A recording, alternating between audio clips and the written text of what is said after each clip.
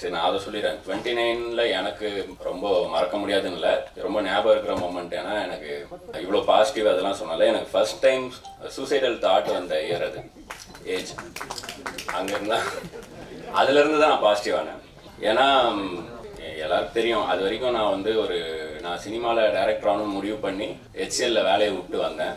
வந்து சாலிடாக 12 இயர்ஸ் ஆச்சு நான் டேரக்டர்னு ஸ்க்ரீனில் பார்க்கேன். அப்போ தான் இந்த 29 நெருங்கும் போது வீட்டில் கல்யாண ப்ரெஷர், அதாவது அதான் 29லேருந்து 30 தொட்டோன்னா ஜாதகம் ரிஜெக்ட் ஆகும், அப்ளிகேஷன் ஃபார்ம் ரிஜெக்ட் ஆகும்.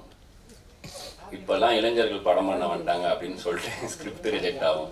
இந்த மாதிரி என்னோட 29ல் வந்து நான் ஒரு ஷார்ட் ஃபிலிம் பண்ணியிருந்தேன் மதுன்ட்டு.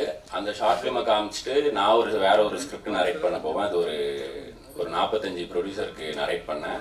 எல்லாரும் அழுவாங்க, கட்டி பிடிப்பாங்க. அதுக்கப்புறமா இதை ஏன் ஃபர்ஸ்ட் படமாக பண்ணோம், மது மாதிரி ஷார்ட் ஃபிலிம் வந்து நீங்கள் படுத்துக்கிட்டே லெஃப்ட் ஹேண்டில் எழுதிடலாம், ஜாலியாக சிரிச்சுட்டு எல்லாரும் பார்க்குற மாதிரி ஒரு படம் பண்ணுங்கன்னு சொன்னாங்க. அதை ஒரு 45 பேர் சொன்னாங்க. 46வது ஆளாக கார்த்திக் சுப்ராஜ் அவரும் சொன்னார் என்கிட்ட. ஏன்னா அந்த ஷார்ட் ஃபிலிம் அவங்க தான் தியேட்டரில் ஸ்க்ரீன் பண்ணாங்க, ஒரு 6 ஷார்ட் ஃபிலிமோட. அப்போ இந்த க்ரௌடில் நான் இன்னைக்கு காலைல கூட பார்த்தேன், ஒரு ரிப்போர்ட்டர், அவர் அன்றைக்கும் நான் பார்த்தேன். அந்த ஷார்ட் ஃபிலிம் எல்லாரும் பார்த்துட்டு வெளியே வந்தார். நாங்கள்லாம் டைரக்டர்ஸ் வரிசையாக நின்றுருந்தோம். இப்போ வரிசையாக பார்த்துட்டே போயிட்டு இதில் இந்த மதுன்னு ஷார்ட் ஃபிலிம் எடுத்தது யார் அப்படின்னு கேட்டார். நான் தான் அப்படின்னு சொன்னாங்க. இவன் டைரக்டர் ஆவான் அப்படின்னு போயிட்டாரு. அதுலேருந்து எனக்கு அங்கேருந்து தான் அந்த அங்கீகாரம் கிடச்சிது.